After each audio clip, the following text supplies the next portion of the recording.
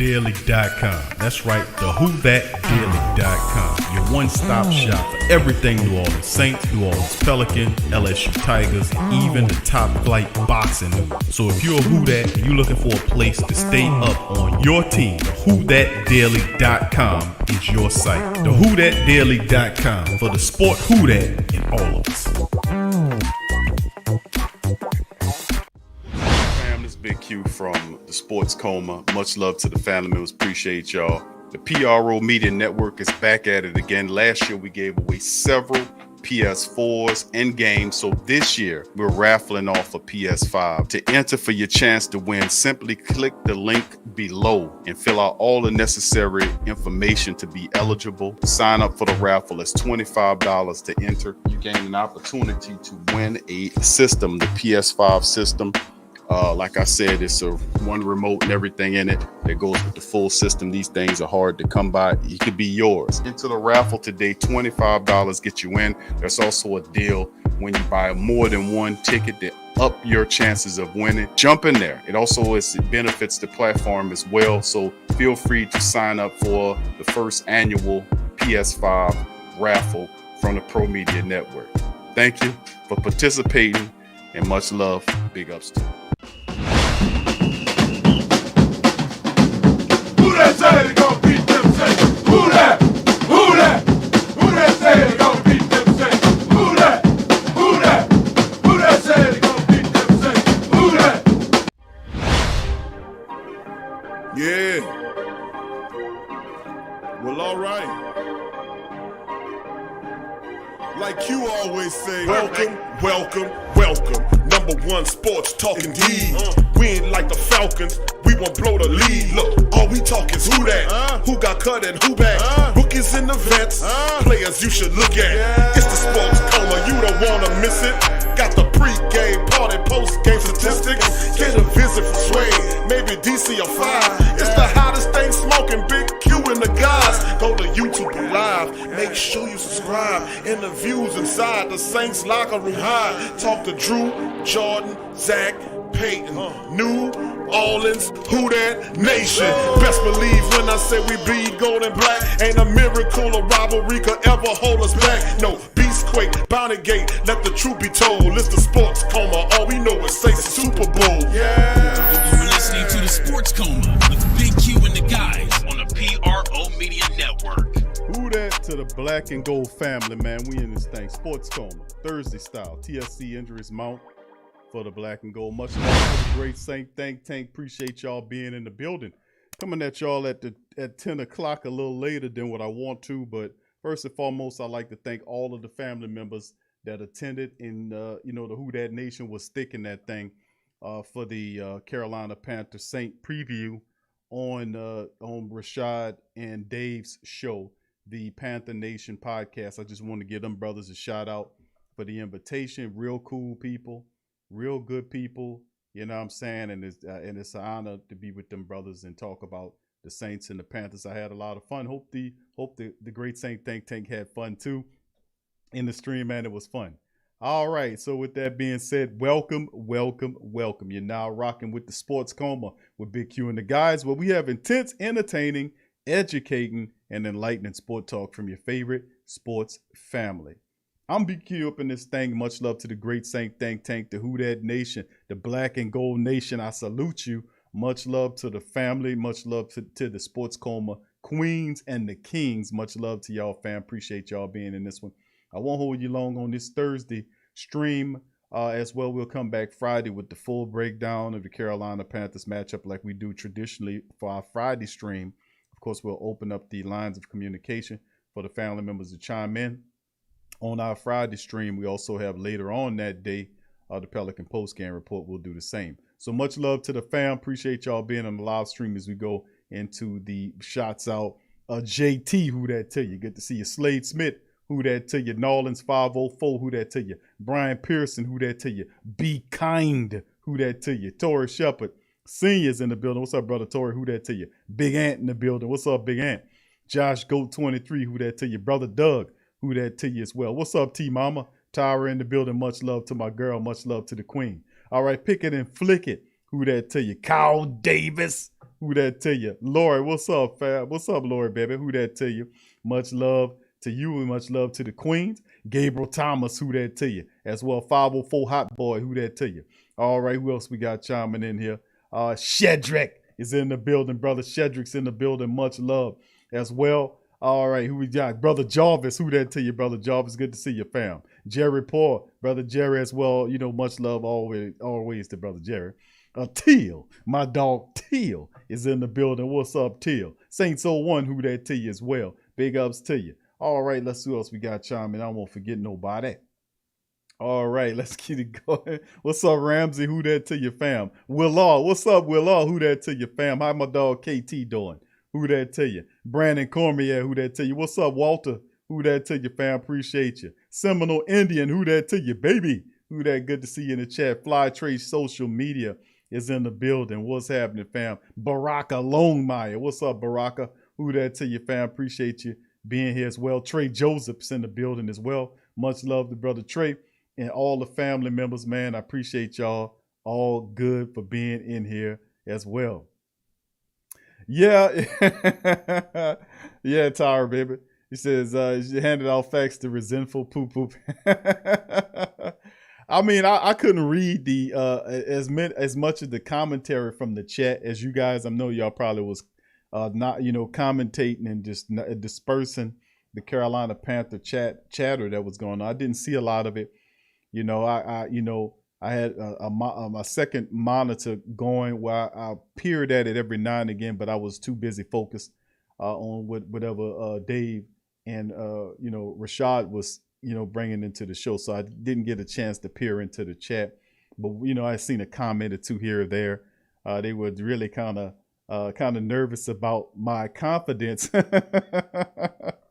about the Black and Gold family, and I'm like, man, listen, we are the Saints.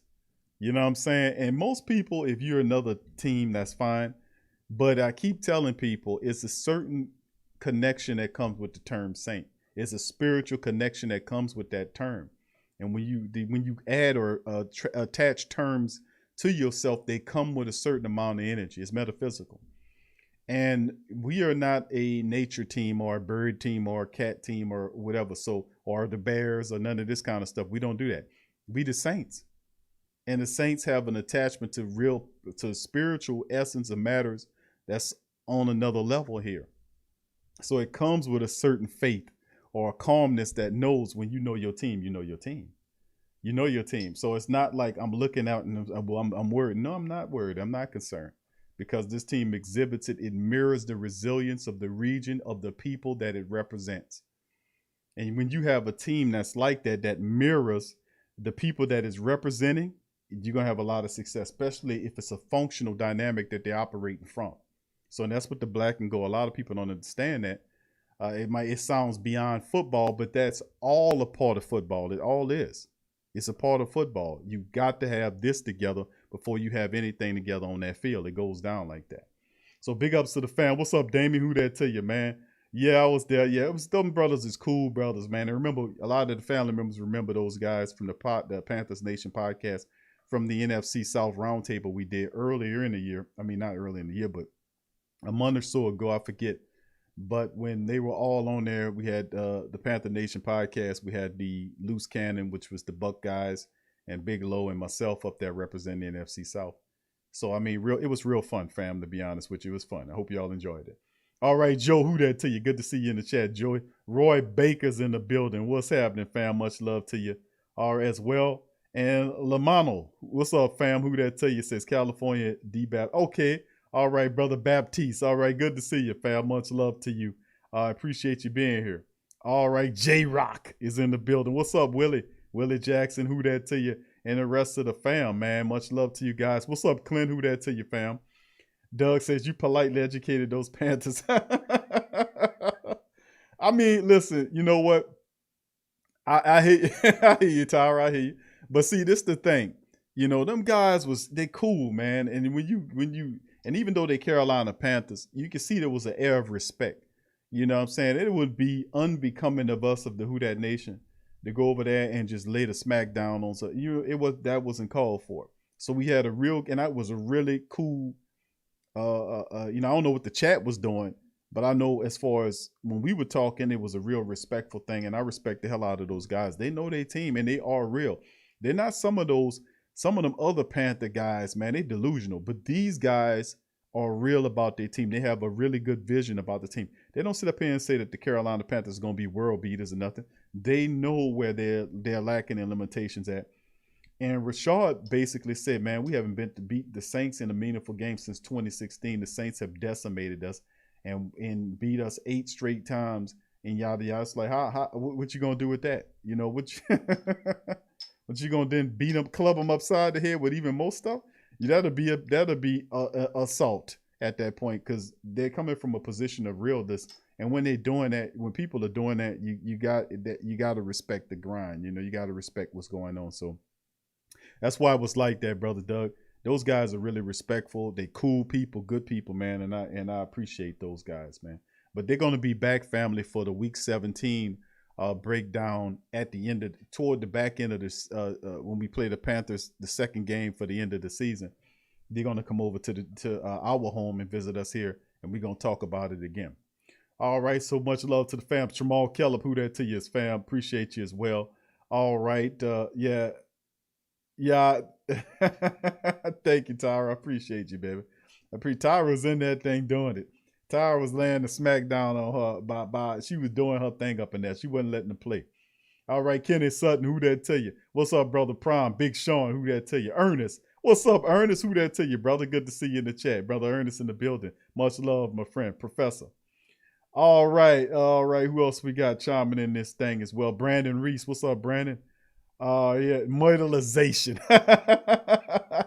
David. Chris Henderson, who that to you, fam? What's up, Colorado? How you doing, fam? Hope you're having a good week or day. Yeah, it's pretty good. It's almost Friday. Another week done ran past us, family. It's almost Friday. Isn't that something?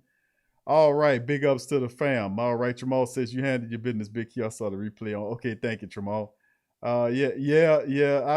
I couldn't see all the chat. I'm going to have to go back and look at it to read the chat to see what you guys were saying. But, you know, I couldn't follow it. I was in the discussions talking. Semino says, watch Big Q on my new 100-inch flat screen. All right. I'm looking good on the flat screen. All right. Who that to you, Similar Indian, man? Much love to the fam. All right. Saints 01, who that says, my prediction this game, Turner makes his name known, gets a sack, and Adebo comes through with another interception. Mark it. All right. Thank you, fam. All right, big ups to the rest of the family members in here. BC Lewis, what's up, fam? Who that to you, brother? Good to see you in the chat as well. Brother Vine is in the building as well. Yeah, I know some of them more delusional, Kyle. I know. Yeah, I seen it. But they ain't, let me tell you something, man. But them brothers ain't delusional at all. They was keeping it real. It's like, you know, like how, like if you had disrespectful people, then you would understand that, like you would say, you know how to handle that. But you know, there was no need for any heavy-handed techniques there, because they knew that their team has a long way to go. And he said that several times in stream, Brother Rashad did. It's like, yeah, the Panthers have a long way to go. You know, we still got to do this. We got to do that, you know, but we climbing. We got portions of this. We still got question marks here or there. So it's intriguing, man, to see their insight on it. And then when I told them, I think y'all overusing Christian McCaffrey, you know, you're overusing them. I mean, and listen, the reality is it's a rendition. I'm not going to call it a knockoff, because he had success with it when he was with LSU, and that earned him an opportunity to be an offensive coordinator, Joe Brady. But what I like about Joe Brady is that he's very imaginative, and he has a spin on Coach Payton's offense, but he doesn't have it perfected. He can't. It's been his second year. You know how long it took Coach Payton to whip that offense to get it to where he wanted? And really, it was his invention. There was, and of course, he could have took principles from what Bill Parcells was doing. But Coach Payton designed something in his mind that has dominated the NFL for years. For well over a decade, Coach Payton's offense is dominating the NFL. And people try to steal it. You see LaFleur try to steal sections of it. And then what Coach Payton do? Just wipe them out. Why? Because you're using some of Coach Payton's science, and you know you have to be careful of that, because if you're not the architect of that system and you're using it, you got to remember that the guy that designed it knows the flaws in it. He knows how to take it apart because he's the one that put it together. So, I mean, they recognize that they have weapons that's similar to what the Saints have. They have some really good players, by the way. But they just, the pieces that matter, like the offensive line, that's the thing right there. That's the Achilles heel. All right. Damon says, hey, Q, I think Gilligan will be Saints for years. I agree with you. Blake Gilligan is it's going to be really good. You think he's good this year? Wait until he had an opportunity to be here for some time. He's going to really, I ain't going to say make you forget about Tommy Morstead, because Morstead was awesome. But the Saints have found the gold mine with Blake Gilligan right there. It's excellent. What's up, King Logic? Who that to you? Brother Vaughn, I see you. He says, who that? Q loved you on the Pops. He says, on the PNP show, you was super confident, big dog. Way to represent. Thank you, King Logic. Appreciate you. I'm just representing you guys, man. And the Who That Nation is super confident, not cocky, but confident. And you can send, and it makes certain it makes certain people really scared, don't it?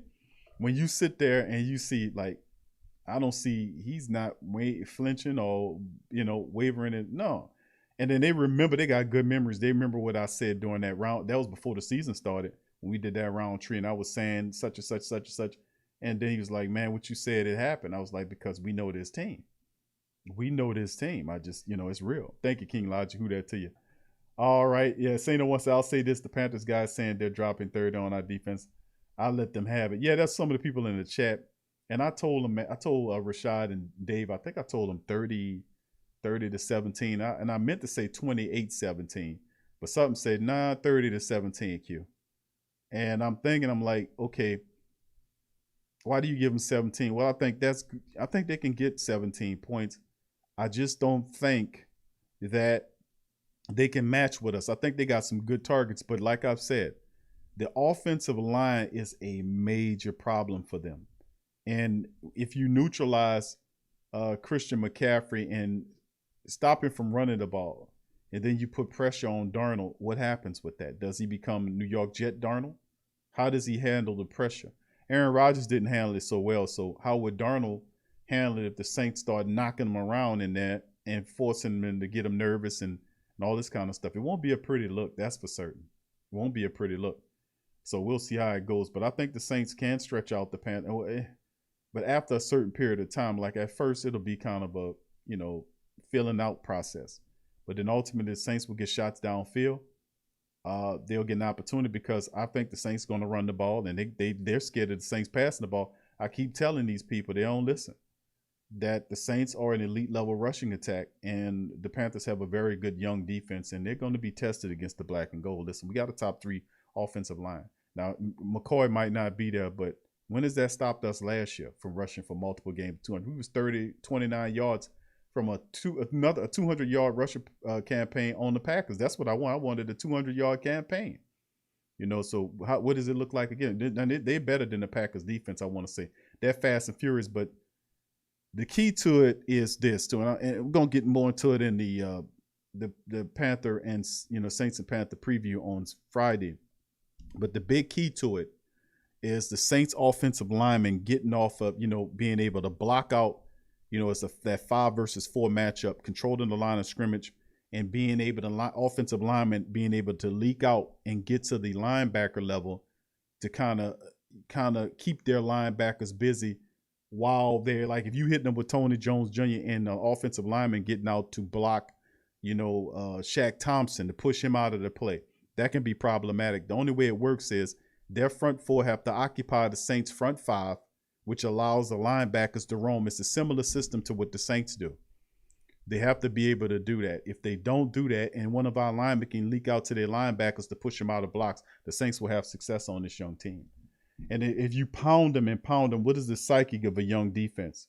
When you start making big plays on them and scoring on them, what is the psyche of that young defense? What happens? Do they start collapsing and imploding upon themselves? Because usually with young defenses, that's the mentality will kind of test their toughness, their mental fortitude, so to speak, to see when the Saints start gashing you and make plays. What do? We know our defense, what our defense will do. They'll sink in and start putting stuff together. But that took years for that to happen. Does that young defense then have that mental fortitude to be able to deal with that and then adjust accordingly? Or does it then go all downhill? That's the type of stuff that you think about, because when the Saints start pack, because they're gonna use the clock, and we're gonna move the ball on this team. But what do the team do about it? Now? They got some pass rushers that can get after you, but don't be surprised if Coach Payton employs, quick drop formations that get the ball out quick, to be able to get Jameis in the rhythm early. Draw packages, like we've seen several draw packages in the Green Bay Packers game when the Saints looked like they was dropping back to throwing. They hand the ball to Kamara, who had the space to operate up the middle, making people miss. Tony Jones Jr. with his great vision. The screen packages as well, where they're fast defense, but the Saints are really good at leaking out, creating screens. Their screen game, we'll see how it looks this year in triplicate. But the reality is, these are questions that only time will tell once the game happens. And tomorrow's Friday, and we got a handful of days before the game is here. So much love. All right. Big ups to the rest of the fam. I appreciate y'all being up in the building with us as well. And the rest of the fam, appreciate y'all. Much love to everybody. Please feel free to hit upon the like button. I see you, Rudy, Kai, the great 84 as well. Big ups to you guys. What's up, Ramsey? Aloha to you, my friend. Appreciate you being here as well. And all the great Saint Think Tank. Please feel free to hit upon the like button if you haven't hit it already. What's up, KK baby? Who that to you? Good to see you in the chat. Much love to the queens in the building as well. Please feel free to hit upon the like button. If you hadn't hit the like button, hit the subscribe button as well. If you're not a subscriber, the great Saint Think Tank, the Who Dat Nation. And we got a few articles we're going to cover here. And like I said, I'm not going to hold you guys very long into tonight's stream, but I'll come back tomorrow with a multiple hour stream in which we'll cover the preview of the Saints and the Carolina Panthers away contest week 2. We'll get into keys of victory. I'll give you show you the depth chart, the injury report for Friday, which will give us an idea who's playing in the matchup for Sunday. All of the particulars, everything, we'll have you prepared and ready to roll for our Friday stream. So with that being said, let's get into today's stream. This was titled "Injuries Mounting Up for the Saints." As I hit you with the injury. So this is the thing. What's up, Rodney? Who that to you, fam? Good to see you in the chat, brother Prime. I see you as well. Yeah, this is a big thing here about the black and gold, man. It's, of course, the injuries. And if you look at Thursday's injury report as released by NewOrleansSaints.com, it kind of gets into it. 9 New Orleans Saints players were listed on Thursday's injury report for the team's Week 2 matchup against the Carolina Panthers. And this is how I read. Of course, you see Quan Alexander with an elbow DMP for Wednesday and Thursday. That is concerning because usually, not all the time, but a great percentage of the time when you're DMP'd and Wednesday and Thursday, chances are Friday, it could be a problem. But we'll see how bad that elbow is. I just think that as far as what Quan Alexander is concerned, the elbow is just precautionary. That's what I think it is. I think he should be good to go. Friday, we'll see if it changed the limited or full practice. We'll see. Davenport is not going to play in this upcoming matchup. We know that with the shoulder issue. He's DMP. He should be out for several weeks, which is a positive because I think all of them will come back after week 6, that week 7. After the bye week, the Saints should get most of these people back. We talking about Mike Thomas. We talking about guys like Will Lutz. We talking about a lot of David Onyemata. We talk about a lot of talented players like some of the core Saints, big-time players should be coming back around that time frame. So very intriguing. McCoy as well, and probably most certainly Davenport. All coming back, and that's a great way to do it because it gets you all energized to have an infusion of talent back in right, not exactly in the middle of the season, but right around that standpoint, right around that time reference. Also, Chauncey Gardner-Johnson, CD Deuce, has a knee issue. He was limited Wednesday, but then shut down today, which has me concerned. You go from limited to DMP, which could they be giving them rest? Word on the street is that Chauncey Gardner-Johnson, it's okay. He should be good to go. But we'll see how that goes. Chase Hansen was limited Wednesday, DMP today. Passanio was DMP'd Wednesday and Thursday with a calf issue as well. I don't know what's going on with that. And, of course, we'll see for Friday's destination. Looks like McCoy will not play. He's shut down with his calf issue. Pete Werner, we don't know about him either, but, we'll see. Hamstring issue, DMP. Marshawn Lattimore is dealing with a hand issue. Remember, he had surgery on his thumb. He went DMP to limited. Now, the original designation said that it was a game, a week-to-week situation with Lattimore. So limited in practice, but could still be shut down for the game. We'll see. PJ Williams went from DNP to limited in practice. And notice that Ken Crawley, before you walk, is no longer on this list. So Ken Crawley is not on the injury list. So the Saints, even if Marshawn is not able to go, you still should get Brady Roby there. You still should get Paulson Adebo, who's no issue at all. Chauncey Gardner-Johnson, I think he still plays. And then, of course, you have Marcus Trufant, and then Ken Crawley's off for the practice squad as well. It's very, very good. What's up, RG? Who that to you, fam? Greg Raging Cajun, what's up, fam? Who that to you as well? Appreciate y'all being here. All right, so that's that. This is kind of a healthy injury report, but like most of these guys, I think they'll play. I think Quan will be ready. I think it's you see Chauncey, he'll be ready for the defense. I don't know about Laddie Daddy, even though they're showing limited there. We'll see. PJ is a positive because he does help you in the secondary. Sometimes in Passenger, I have nothing on Passenger. We'll just have to find that out. That was surprised to see him on there. But we'll see how that all works in the end. Now let's go to the Carolina Panthers side of things. Not as much as us, but Daquan Jones, the big defensive tackle, was limited in practice. He was the guy that really helps them out. Taylor Mouton, which is one of their better offensive linemen, was limited, and they really need him out there. You got Justin Burris, the safety, fully practiced today. So was Sean Chandler, who's another safety. Starting guard Pat Elfin was limited. He fully practiced coming off a hip. John Miller was another one of their starters that fully practiced. So they're getting some of their offensive linemen back, some of the starters that they had. And then wide receiver Shai Smith, who's a reserve wide receiver for them, fully practiced. So they're on the opposite side of the spectrum when it comes down to health, as a lot of their starters are fully healthy, are coming back from limited, or in fully from limited status to fully practice. They're on the opposite end of the spectrum that we are in. So still in all, we'll see what Friday looks like. But the bulk of these players like Chauncey Gardner, Quan Alexander, I think they play. All right, let's move on to, moving from the roster injury report to New Orleans Saints announced roster moves. Eldrick Rojas elevated to active roster. This is from NewOrleansSaints.com. New Orleans Saints announced that they have signed kicker Eldrick Rosas to the active roster off the practice squad and signed defensive back Jordan Miller, fullback Adam Prentice, and center Austin Ryder to the practice squad. The announcements were made by you-know-who. Mickey. I'm Slick Mick.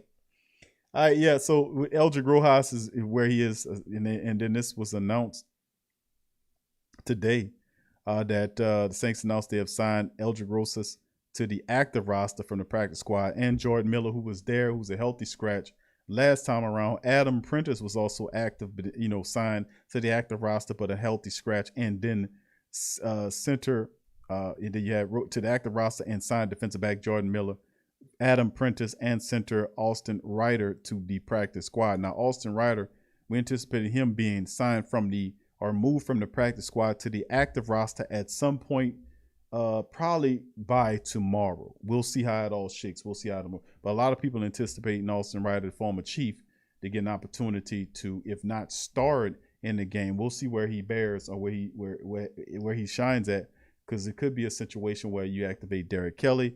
But Ryder is the guy that they brought in here, and I think he's a guy that can really help out. We'll see what Coach Payton sees his value at moving into there. But Friday is a day we'll see. Possibly Saturday we'll see as well. All right, on to the next article. Offensive lineman Cesar Ruiz, who really deserves. Thank you, Brother Prime, for your super chat.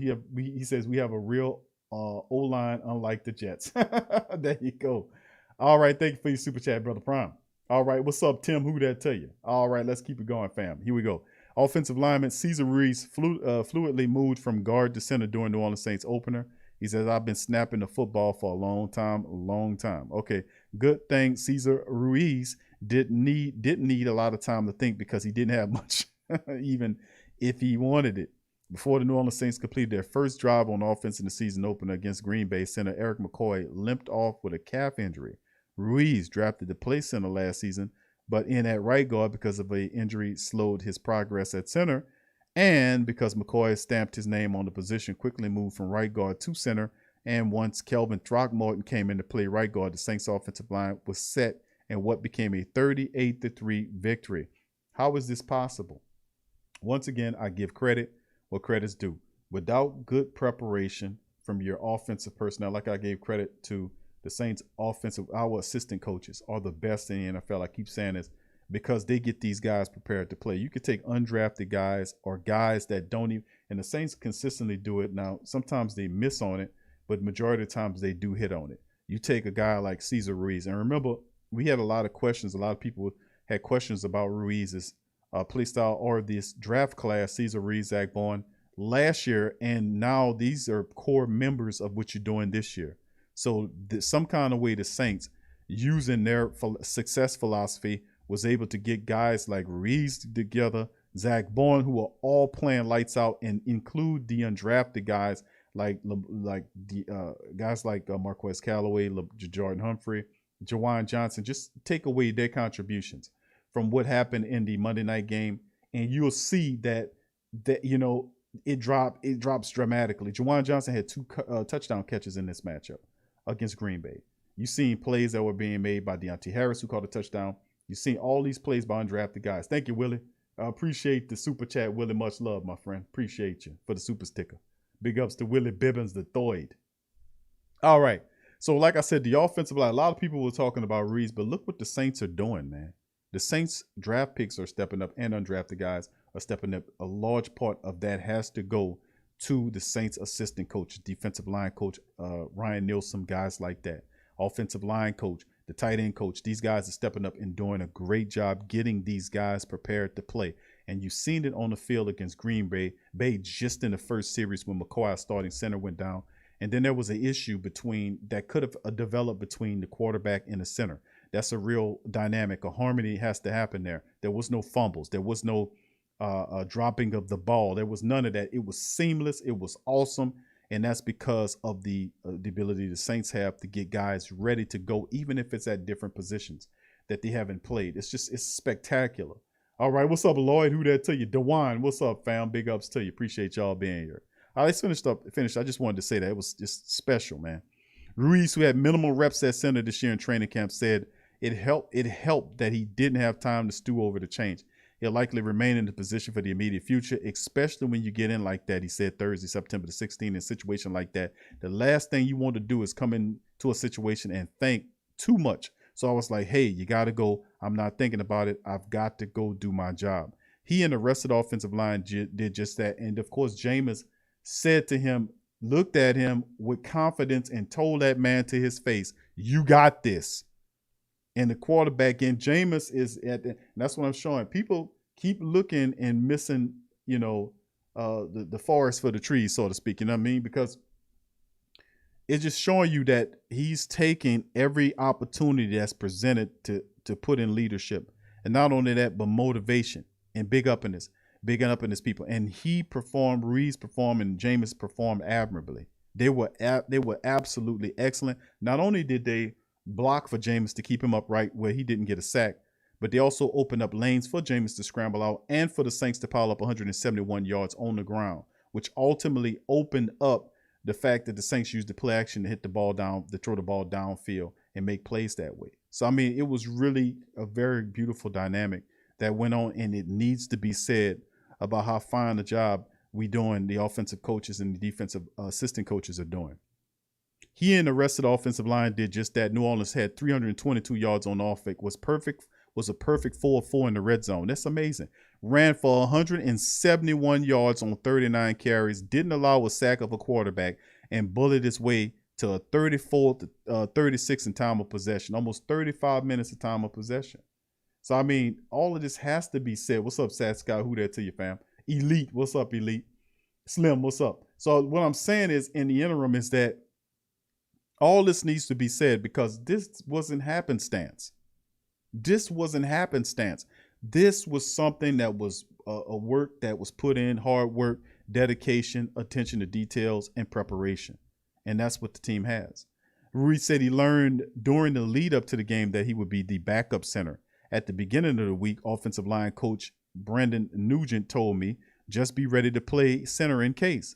God forbid anything happens, or in the event that something happens to Eric, you're going to be in that center, he said. So I just knew that in the back of my head. It wasn't like, surprise, you have to go play center.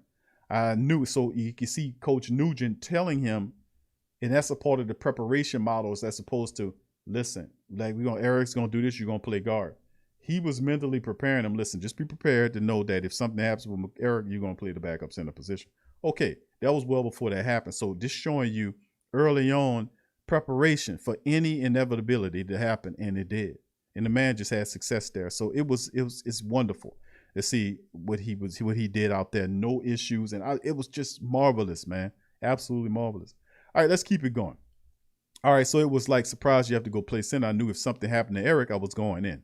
The change worked about as smoothly as he could have hoped for. During the training camp, I probably had about 3 live snaps with Caesar, Winston said. But last year, me and Caesar worked together so much. Eric and Will Clapp took the 1s and 2s reps. So it was just me and Caesar working together during that time when he did play center. That really helped. So we have a good repartee. So that goes to show you right there back in the day when James was third string quarterback. And of course, Caesar was operating as in the second team, running the second team. Jameis and him got that. So that just goes to show you camaraderie counts. He said, I know he likes to communicate. He knows how I like to communicate. So we had a lot in favor by getting a lot of reps last year. We were able to pick up from that. We are going to miss Eric, though. The way he communicated and commanded things up front was phenomenal. The way he loves football, he's going to be in Caesar's ear, and Caesar will do an excellent job for us at that position.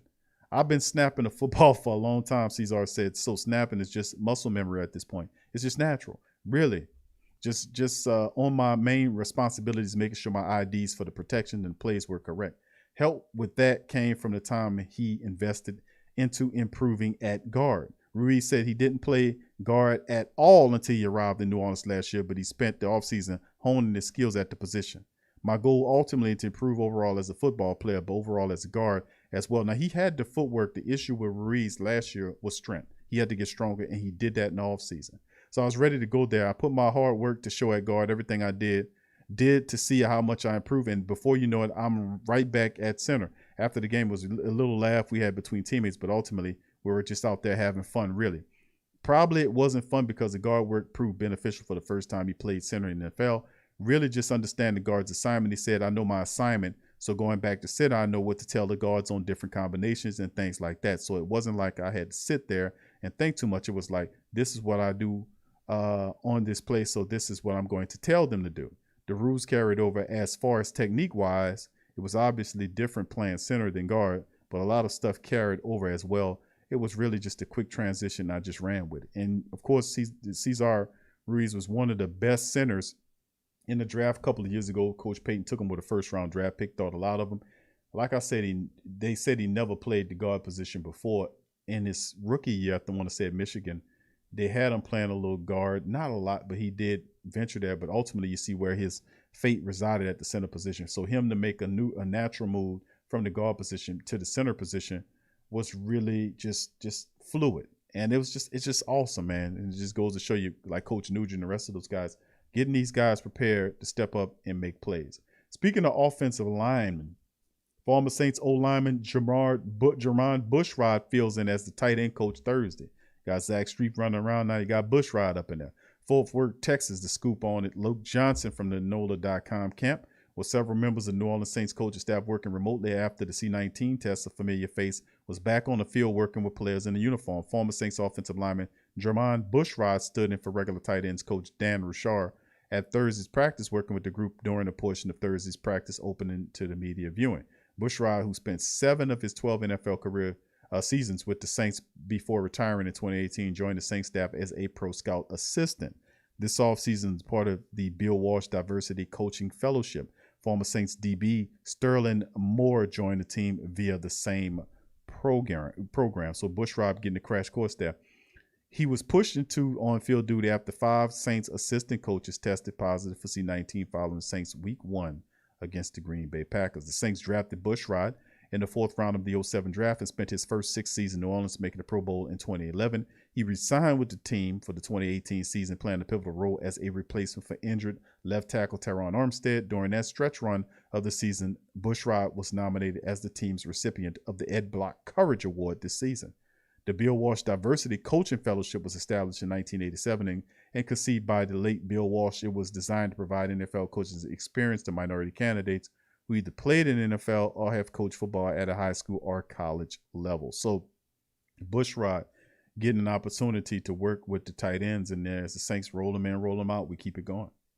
All right, and then of course the final story here, referee Tom Tolbert is your guy that's going to be calling the game, and this Pop Weatherspoon looking ass referee. I remember him. This guy looked like he reminded me of a mix of Pop Weatherspoon, and Elvin Gentry. I mean, seriously, Ron Tolbert's crew assigned to work Saints Panthers matchup. In the matchup, 8-year NFL referee Ron Tolbert and his crew has been scheduled to officiate the New Orleans Saints Week 2 game against the Carolina Panthers. Tolbert did not work a single Saints game in 2020 after doing so twice in 2019.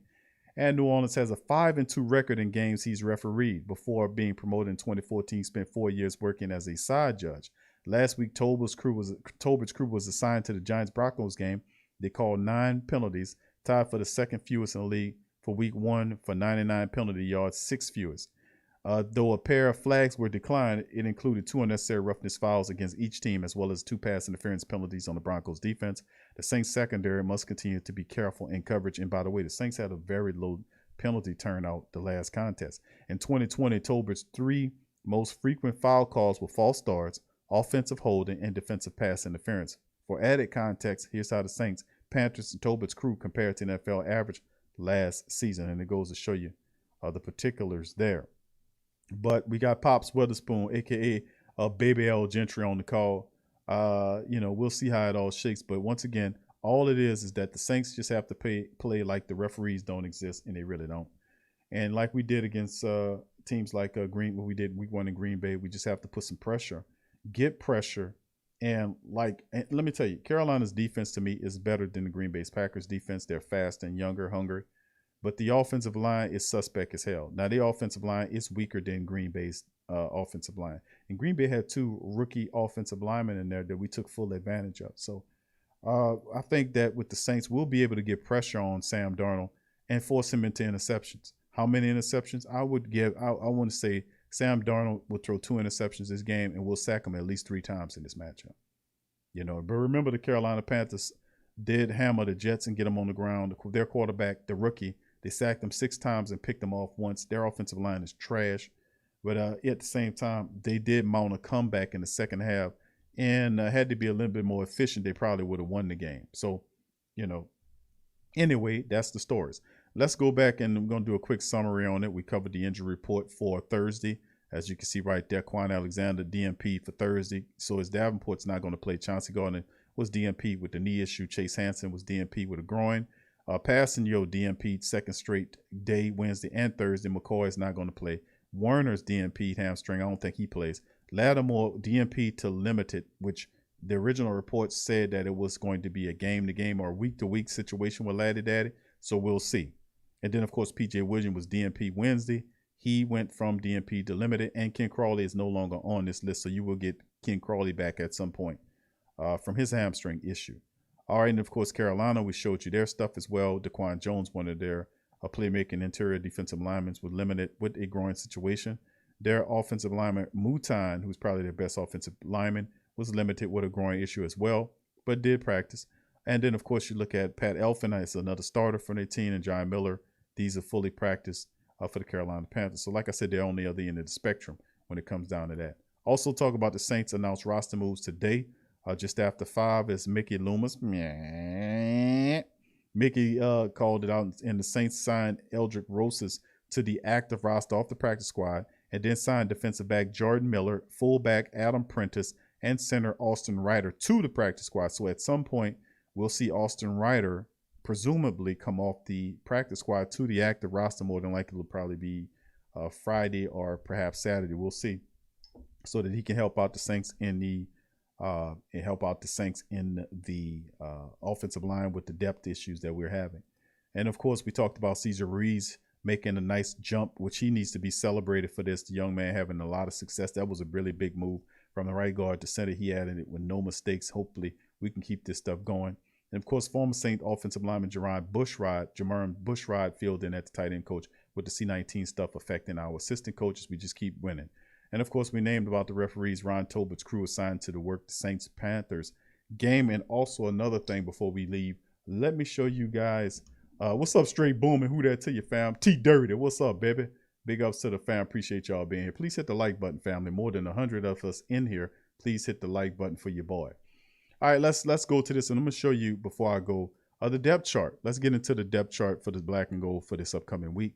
As you can see, offensively speaking, Jameis Winston, Elvin Kamara, Callaway, Harris is moved here with LaJardan Humphreys in the slot area. We don't know how accurate that'll be, but we'll see. But Chris Hogan and Montgomery and the rest of these guys are there. And, of course, you see guys like Adam Trautman there. Juwan Johnson played well enough to supplant Trautman, but I think Trautman brings it this week. You ain't going to see drop passes from Adam Trautman. I promise you that much. Trautman is going to step his game up. He got to. And, of course, you see the offensive line. Armstead's there. Pete McCoy is doubtful. He will not play. So Cesar Ruiz will definitely fill in for him. And then you have Big Kelvin Throckmorton in place in Cesar Ruiz here, which could be a real possibility because the Saints have not activated Reiter just yet. Maybe that will happen Friday. We'll see. Ramczyk on the right side. And, of course, you go to the Saints defense, which is I guess people looking at it. Tanu is questionable. I don't know what's going on with him. We'll find out. Montravius Adams is there, but we'll see how much they use him. We know Elbert Huggins was used quite a lot. Christian Ringo. Malcolm Roach played really well interior. These guys were special. Huggins, Tuttle, Roach, and Ringo, these guys played really special. But with Davenport out of this game, you're going to see Carl Granderson slide into that right spot opposite of Cam. You're going to see Peyton Turner, who will be activated for this game, slide up to Granderson's slot and get an opportunity to play. And, of course, you see Passanio. Hopefully he'll be good to go because he played a big part about it. And we'll see Montravius Adams if he, what kind of contribution he would have. But I think on the defensive side of the ball, if Zach Bowen, if Quan, and hopefully Quan can go because he's dealing with an elbow issue, but I think word on the street says he'll be fine. But Zach Bowen is a guy that I think helps out over here because of his college pass rush ability. I think with Peyton Turner sliding in here, I think the Saints will use Zach Bowen as a pass rusher. So y'all be looking out for that because we got to start. They're trying to find a way to get Zach Bowen on the field and to get him in there for a situational pass rusher, help out in certain select blitz packages to rattle Sam Darnold. Watch out for that. I think that'll be a sneaky caveat that Dennis Allen will drop on him. And, of course, we know about DeMario's there as well. And, of course, you look at the questionable is Laddie-Daddy. Now, word on the street is that it's a 50-50 proposition with Lattimore, even though some people say, Laddie-Daddy doesn't play, but it's week to week. He just had that surgery. I say no. Even though he did practice in a limited possession today, I still say that's a bit much. You got Bradley Roby there, and Paulson Adebo is playing so well, there's no need to rush Lattimore into action just after having thumb surgery. Let him stay out. Bradley Roby, let him get an opportunity to get some reps so he can get up to game speed. So I say Bradley Roby slides in for Laddie-Daddy. Paulson Adebo holds down the other side. And Chauncey Gardner-Johnson dealing with that knee issue. Like I said, I think he'll be fine for the nickel position. But Ken Crawley, I'm sorry, not Ken. I told you Ken Crawley was off the IR. That's not true. Ken Crawley is still on the IR list. He should have still been on the IR, but that's the short-term IR. They don't give you everybody, but they give you the injury report for such and such. Yeah, he don't come back. I apologize, fam. Crawley doesn't come back until the short-term IR, along with guys like Traquan Smith, which is 3 weeks. So, like I said, I'm a couple of weeks ahead of myself. He'll be eligible to return. Ken Crawley will be eligible to return in 2 more weeks. So let's just correct that, self-correct. Thank you, fam. All right, let's keep it moving though. But PJ Williams should be good to go as well. Jeff Heath is still there, and Desmond Trufant played really well. So I think the Saints will be in pretty good hands. And also, we can still look at the practice squad and see exactly who the Saints can pull up over the practice squad. Let me kind of tee that thing up right quick and why that's over there. And then, of course, you look back at it. So this is what we're looking at. And, of course, you see Rosas was signed on the active roster. Him and Blake Gillikin did a wonderful job. Deontay Harris is kick returning and punt returning for the team. So a home run hitter like Deontay Harris is good news. So let's take a look at this is the active roster according to NFL's NewOrleansSaints.com, showing all the players on the active roster currently. You see Montravius Adams at the top. It's time for him to see what he can do. 5-year man out of the University of Auburn. He should be called upon to play in this matchup here. And, of course, you go all the way down here. You see all of the guys there on the team there, including Laddie-Daddy still activated, whether he's a healthy scratch. I say we don't need to rush him in there. You see Peyton Turner, the first-round draft pick rookie, is sitting there as well. So he's activated to get an opportunity to play in there.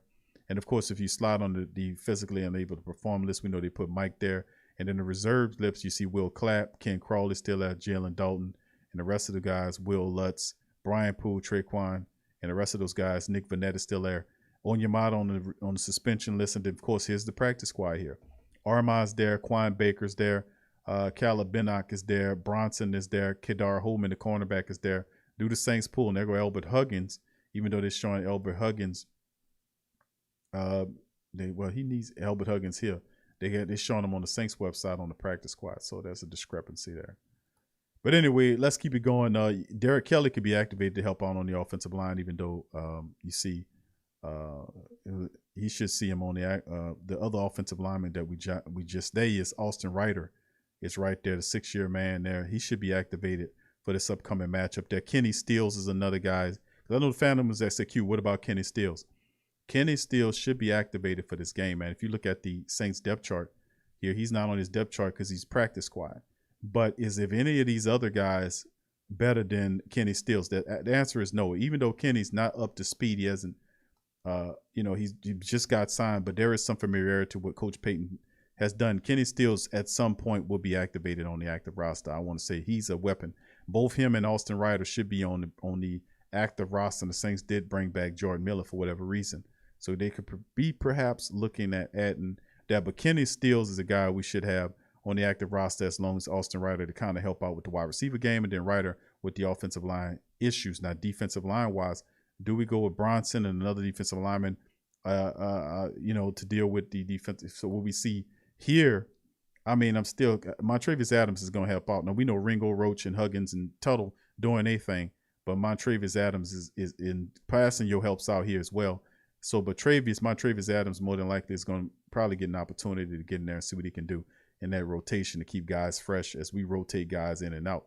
So that is everything right there, family, that we're going to cover here as we bounce back to the mainstream. So, yes, indeed, the family members that said, Q, what about Kenny Stills? I said at some point, what's up, CT Crusher? Who that, fam?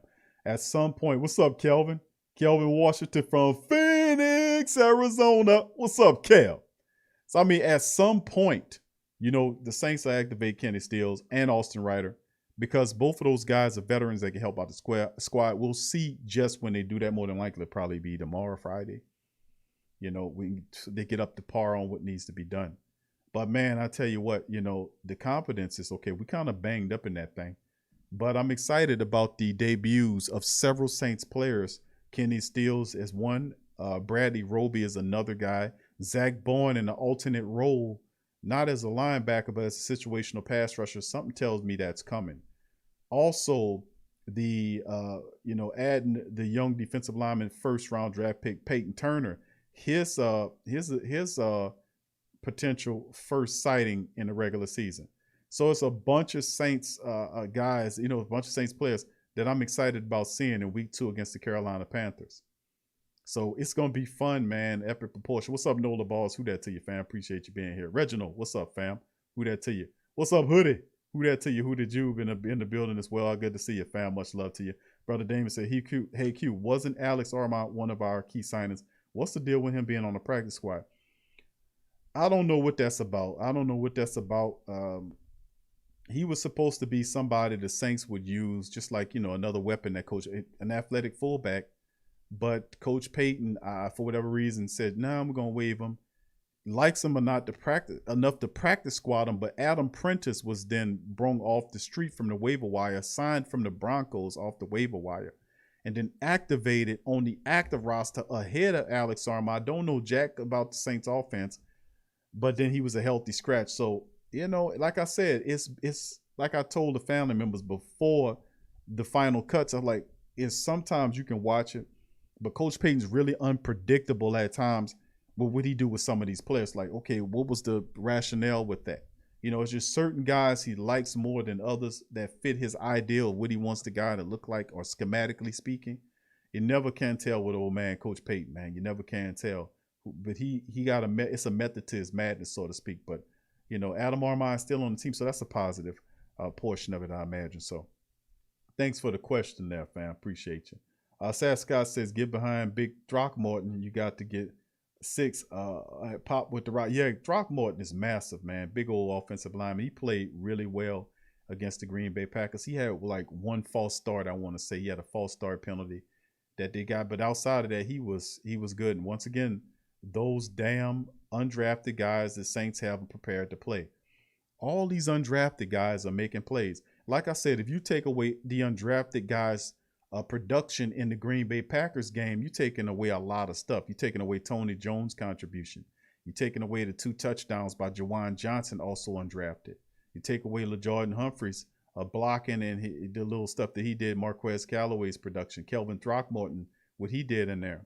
You take away what Shai Tuttle and Malcolm Roach did, Christian Ringo, Carl Granderson and the rest of those guys, their contributions, the guys on special teams, Deontay Harris's touchdowns. You take 3 touchdowns off the board if you remove the undrafted guy's contribution, because Deontay Harris called a touchdown, and so did 2 from Jawan Johnson. So the Saints can, like I said, the Saints get value out of the undrafted guys, man. They really do. Unlike most teams, they get it out of them. Chris P, who that to you? Chris, good to see you. What's up, Kevin McKnight? Who that? Steve Wynn, I see you, fam. Appreciate you. But yeah, that's a part of it, family. I'm really excited to see some new Saints coming out there against the Carolina Panthers.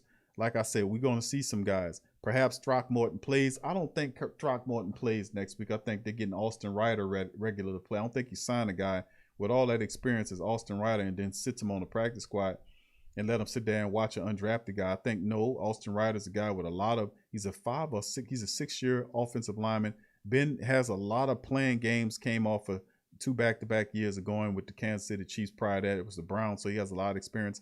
I think the Saints will put him in there and let him figure it out. I mean, to be honest with you.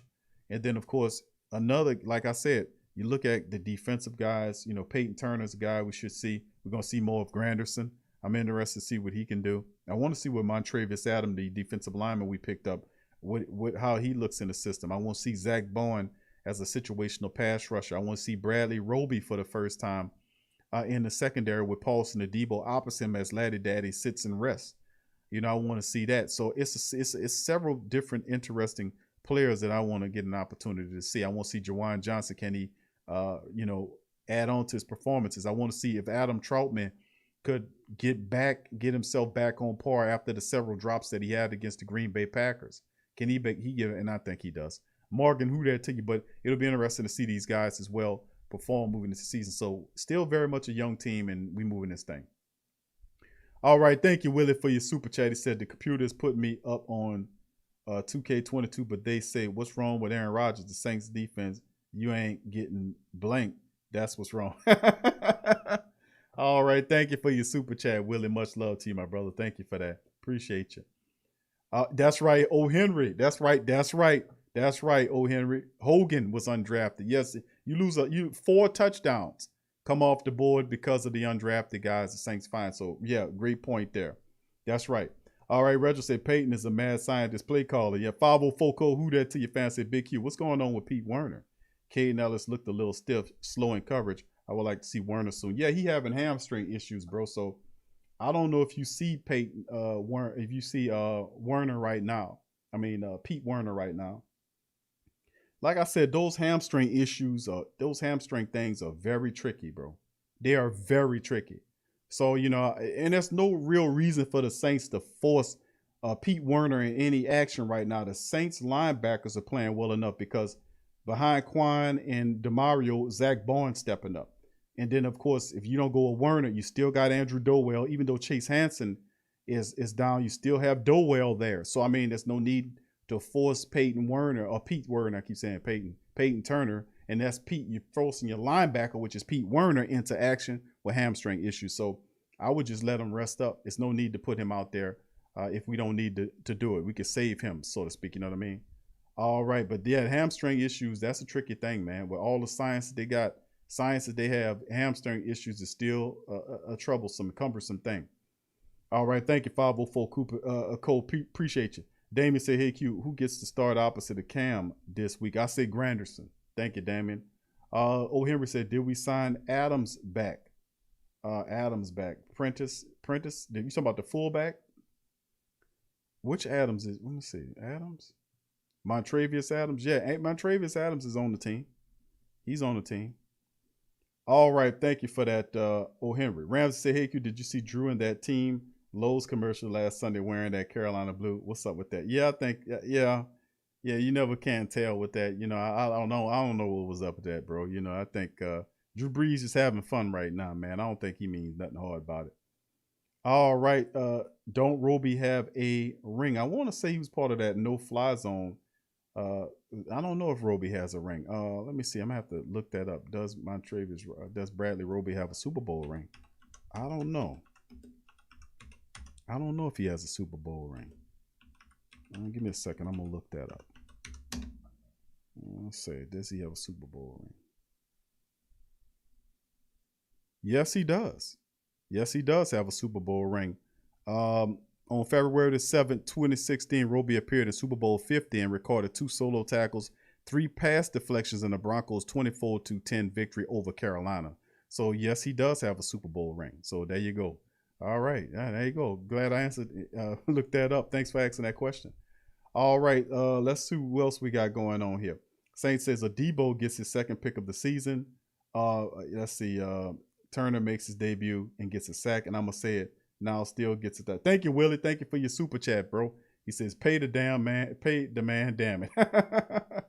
All right. Okay. Thank you, Willie. All right. Let's see. He says Adebo gets his second pick of the season. Turner makes his debut and gets a sack. I'm going to say it. Now Steals gets a touchdown coming Sunday. All right. Let's do it. Saints fan, who that says, do you think Coach Payton should give Todd Gurley a tryout? No, I don't think so, bro. I think Gurley's washed, man. I think Gurley, his name is his game. I think he's washed. I think, but you never can tell. I don't think Gurley should be the guy we look at, but you never know. Devonta Freeman popped up here, and Coach Payton does like the north-south running style of a guy like Latavius Murray or Devonta Freeman, who maybe in the third game made a little difference there, perhaps. I don't know. But Dwayne Washington is the third running back, and you can really look at Ty Montgomery. Like you bringing Kenny Stills onto the team and keeping, unless they deactivate Chris Hogan and make him a healthy scratch, or Ty Montgomery. What it does do by bringing Kenny Stills back, a lot of people wasn't talking about, is the fact that Kenny Stills comes back to the team, gives him a valid wide receiver experience weapon. But what it also does is it frees up Ty Montgomery to go back to his running back duty, so he don't have to stick exclusively to the wide receiver room. So it provides his versatility. So we could possibly see Ty Montgomery back in his original destination as a running back for the Saints, thanks because Kenny Stills' addition.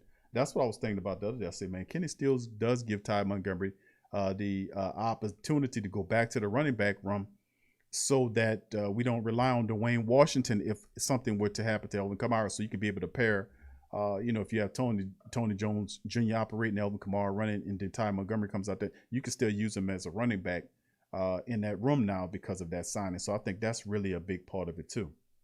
All right, thank you. But I don't know about that, Saints fan. I would say no to that, my friend. All right, Arch, what's up, fam? Say the coaches need to get a test negative tomorrow already. I know, fam. Lamar, who that to you? Lamar, good to see you. What's up, Hoodie? Hoodie, say your thoughts on signing a former Chiefs center, Austin Ryder. He says, I thought Ruiz and Throckmorton did great and didn't miss a beat. But hey, I'm not Sean, and depth is always good to have. That's true. That's true, Hoodie. I think Ryder is a good addition, man. But I think ultimately, the Saints went with Ryder because of his experience, and I think ultimately he will probably start. I don't know if to say center, but I think he starts. Where at, I'm not certain. It depends on Coach Payton's, having faith in Cesar Ruiz. I say leave Cesar Ruiz where he is because he's supposed to be there anyway. I've been saying that when they drafted, I was like, listen, Cesar Ruiz needs to go back to center because he's good. He's not a guard. He became a decent guard because, he applied himself, but he's a good center. I knew it was a matter of time before he become a good guard because he has good footwork. And also he needed to get stronger, which he did in the offseason. You can see that in his game. But he's really intelligent too. That was a big thing Coach Payton talked about with Cesar Ruiz, is that he's very intelligent. And you have to be to play the center position. You gotta be. So, I mean, I would leave Cesar Ruiz alone at the center position. And if you need to put Ryder there, let him play the guard position. I would leave Cesar Ruiz. Him and Jameis got something going on. You don't want to disrupt that and create and put Ryder in there with Jameis Winston. With Jameis Winston, we just read the article from Cesar Ruiz with Jameis himself in the article is saying that the reason why he has a camaraderie with Cesar Ruiz is because of his time that they spent on the second team last year when Jameis Winston was a backup. Didn't even take that into account. That's why it's always good to cover the inside scoops and talk about and read. That's why we cover some of these articles. It gives so much depth to this stuff. You know what I mean? That things just don't happen. No, there's a reason for everything, cause and effect. So if I had to say, and this is just me, bro, and I'm the same as you on that, but I think we would keep. I would just if I was Coach Payton, I have drafted Ruiz is a first round draft pick as a center. McCoy is going to be out for a while. Leave Ruiz alone. Let him play the center position. You drafted him for that. Leave him alone and let him stay as the center. And then Ryder, who's just the guy we just signed, who knows if he have a long term career with the Saints. Who knows? But he should play the guard opposite of him because he is better than Kelvin Throckmorton. Let's just be honest with you. You know, he can come in and help at the guard position. So that's my call on that. Thank you, Hoodie, for the question, bro. Thank you for your super chat, family. I appreciate the super chats with that. Let's see, Roderick, who that to you, fam? Yeah, the family members asking the Denver question of did he win a Super Bowl? He being Bradley Roby. Yeah, Philip says yes. Yep. I had to look it up, fam. I didn't know. That's what I do when I was like, let me take the time to look it up and answer the question. I won't give you the wrong information. All right. Oh, Henry said, unless Ty Gurley could play wide receiver. Nah, yeah, I wouldn't look for him either, man. That's what I'm saying. Nah, I think he's washed, bro. Damien says something how our cornerback position was a concern, but it's actually one of our deepest positions right now. Yeah, I know. And that's because, you know, it got to a point we wanted to see what the youth movement could do. And we had guys like Bryce Thompson who got hurt. We had Eric Burrell who had promising young prospects. But right toward the back end of training, preseason going into the regular season, the decision was made to then go and get more accomplished cornerbacks and put them in the secondary. And that's when you see Marcus Trufant, the Bradley Roby, weeks within the same week, Trufant was signed. And then you had Bradley Roby to trade for Bradley Roby. And then, of course, the Saints then locked down Laddie Daddy later on. And then Paulson Adebo sitting there getting better. Chauncey Gardner-Johnson sitting there getting better. So, all of a sudden, they just made that conscious decision to get those veterans in here, and then just like that. And they're not done. And remember, they did the same thing with Jeff Heath. He came in here, and they cut him. Then they brought him back because he can play on special teams. And Heath's a smart safety. He knows Coach Richard's system. So he's there. So they went, all those guys, Burrell for Heath. They got rid of a lot of the young guys. Some of these guys got hurt. Some of them, they just decided to go with a veteran presence back there, and they did the right thing. Because it's bearing fruit. You're going to need those guys back there. You're going to need them. All right. Thank you, Damien. Ram says, Q, your opinion, is Bradley Roby an upgrade to the Jackrabbit? Great question, man. Damn. Man. Roby's good, man, but I don't know, man. That's a tough one. I'm going to have to think about that one. Is he an upgrade over the Jackrabbit? I don't know. The Jackrabbit is on another level, man. Jackrabbit is super instinctual. He's been in the league a little longer. So it's tough to make a call like that. Would he have the same impact as the Jackrabbit for the Saints would probably be more of a fair question to me. Because is he an upgrade over the Jackrabbit? That's tough for me to call that one because Roby's good, but I just don't see him better than the Jackrabbit. And they're going to say, well, Q, he's better because Jackrabbit's old. And I'm not going to say all that. But would he be, could he have a similar impact to the Jackrabbit that he had with the Saints? Jackrabbit set a high bar, man, next to Lattimore because they were a prime tandem. So can Bradley Roby do that with Marshawn? And listen, the answer is potentially yes because they know each other. You have 3/4 of the Saints secondary are Ohio State football players. 3/4 of their starting defensive backs are, you're talking about you're talking about Laddie Daddy, Roby, and Malcolm Jenkins. Those guys are all Ohio State guys. They train together in the offseason. They know each other. So as far as a chemistry situation, that chemistry is already there because they work out, they know each other in the offseason. It can only get better from that standpoint versus somebody who you don't know that came from a different college or what have you. So they do have ties that bind. So can it be, man, it's going to take time to say that. It's hard to call that because I watched Roby do his thing, man. I really did. But that's some big shoes to fill, to step in there and perform like the Jackrabbits. The Jackrabbits was the best defensive back we had last year. You know what I'm saying? He dropped several interceptions. He could have finished, man, Jackrabbit could have. Last year, he dropped, at least to my count, I remember dropping 3 interceptions. Last year, Jackrabbit could have had a lot of, they were dropping interceptions last year, both he and Lattimore. So, I mean, that's a great question, man. Can they have similar contribution, though? I mean, we'll see. We'll see. But I think potentially, yes, he can because of the camaraderie that he already has established with Lattimore. Plus, once Lattimore's healthy, he has the caveat of getting the big fat contract, which puts his mind on another level. So, I mean, this could be something special, but, you know, with the black and gold moving forward, it could be very special, you know, but time will only tell, but potentially, yes. But it's tough to say that he's better than Jackrabbit right now. I mean, you could say that he's old, but we talking about the level at which Jackrabbit played last year and the year before was a very high level. Can Roby do that? That's big shoes to fill. But potentially he has the skill set to do it. We'll see. He's a very good cornerback, no doubt about it. He's a very good cornerback. We'll see. All right, that was a terrific question, fam. I had to sit there and rationalize that thing and make it out. All right, thank you for that, Ramsey. What's up, Philip? He says, we good at running back. Reginald says, we need another running back. Bring back Scott into the practice squad. I'm not upset about that. But like I said, I think Ty Montgomery, don't forget, you sign Kenny Stills, he'll be activated. Don't forget that if Kenny Stills, when Kenny Stills gets to your wide receiver room, Ty Montgomery, who's there because of injuries to the wide receivers and low depth, then could be able to shift back to the running back. So you can have Ty Montgomery really as your third running back behind Tony Jones Jr. with Dwayne Washington as the fourth running back, strictly because of special teams. So don't forget that Kenny Stills is there. Ty Montgomery comes back to the running back room. I think he comes back to the running back room. So don't forget that too, that little caveat too, fam. Seminole Indian says, what about Cam as a backup QB? Cam Newton as a backup QB? That's what you're talking about, Seminole? I don't know about that, fam. I think Cam is washed too. Cam Newton? I don't think so, fam. I don't like that idea for Cam. I think we got enough of what we need unless injuries start occurring. Then, of course, we might look into something like that. But I think we fine with what we got right now. Oh, Henry said, let's try out Brandon Jacobs as defense. Saints OL says, I love how Hill is back in a role, gives us more options. I'm waiting on. That's also, he could be used as a running back too and a wide receiver. To Winston, Hill be cool to see, and that opens up others like Harris, Stills, and Callaway as well. That's the Taysom Hill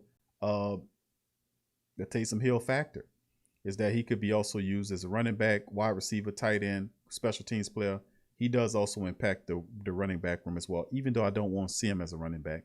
When you run the Taysom Hill packages, please start letting him throw the ball, because when they did that terrible play, when they snapped the ball to him on the goal line, and people seen that coming, like they had x-ray vision. That was so easy, and you got to let him throw the ball. The thing you scared him with is when he starts throwing the ball. Let's get to work on 5 pass play. Let's just do this.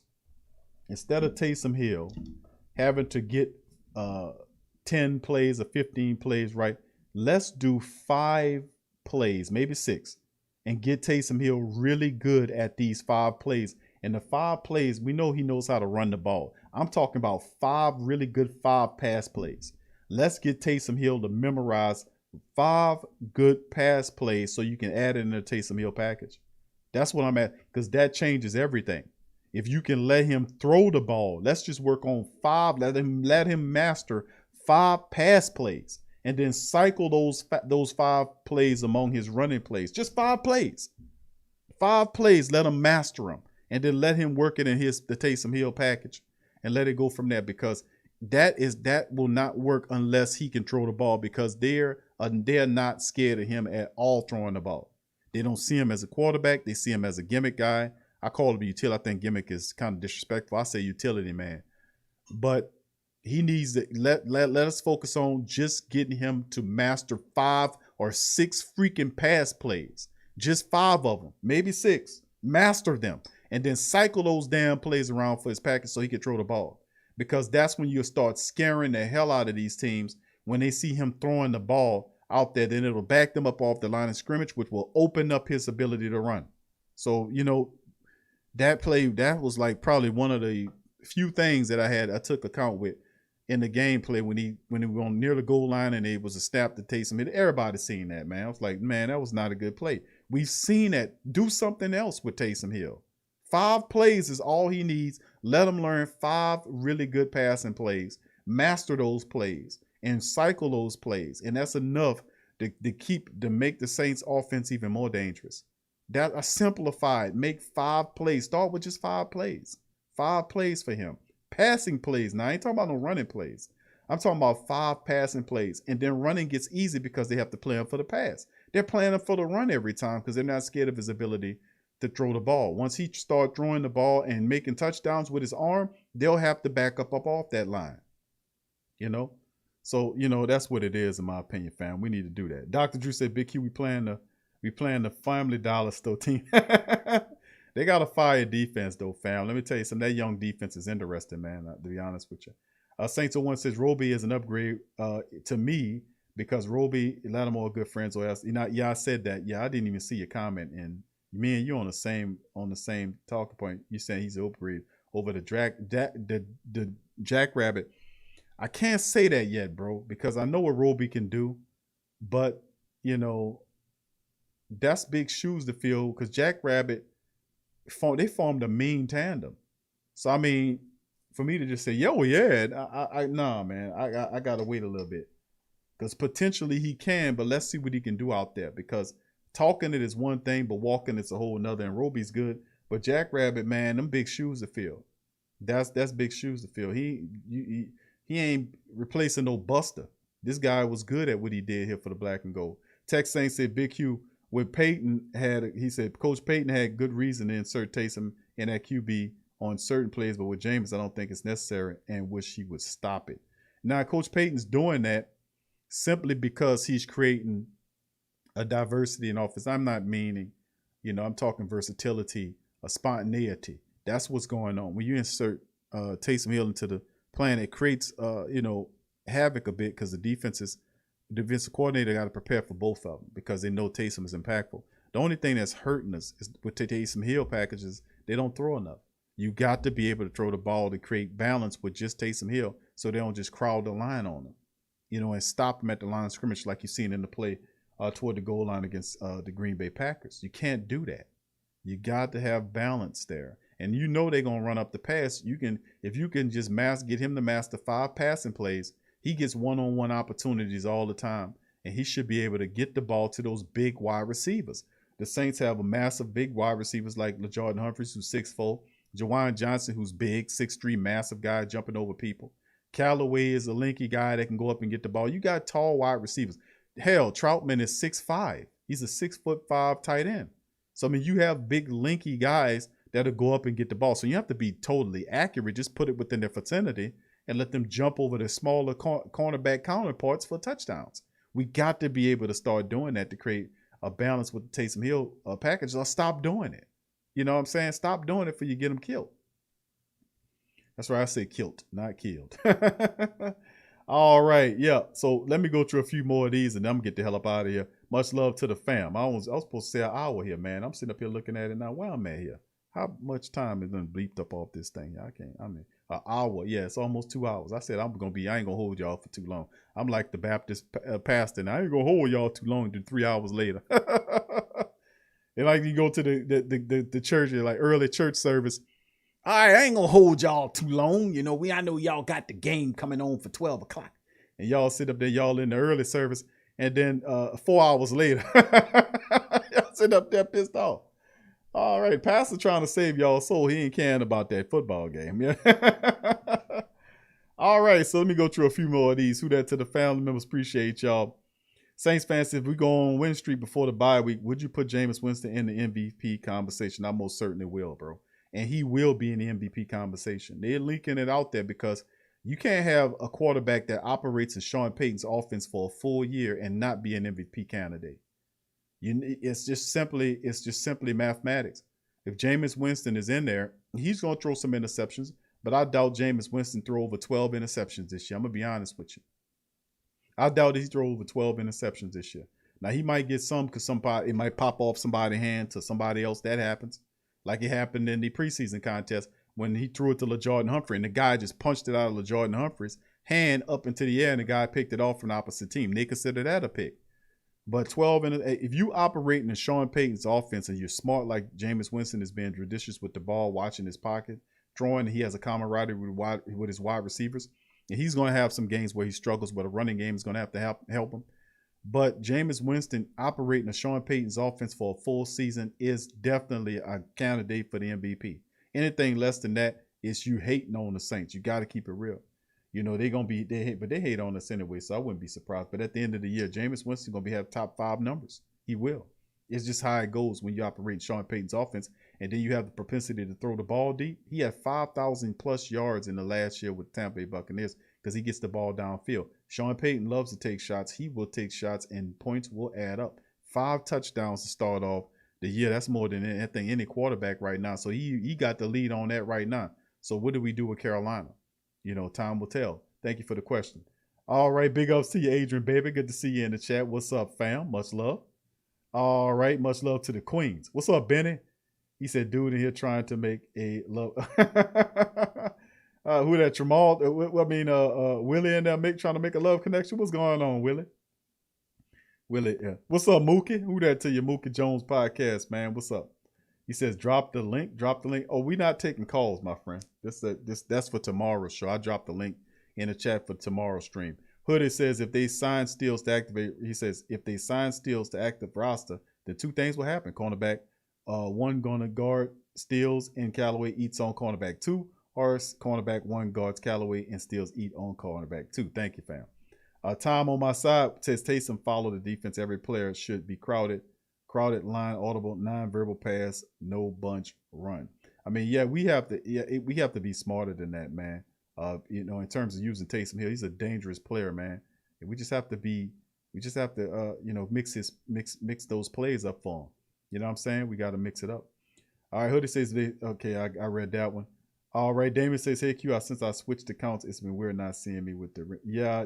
Hold on, let me correct that, Damon. Let me see if I can get you one right there. Hold on, fam. I didn't even notice that, bro. I didn't even notice that, man. Good thing you brung that up, man. Good thing you brung that up. I didn't even notice that. You know, I be looking at so much, man. I be looking all around doing this, that, and third. Sometimes that gets beyond me. You know, sometimes I do forget that. All right. What's up, Chase and Precepts? What's up, fam? Good to see you in the chat, fam. Much love to you. All right.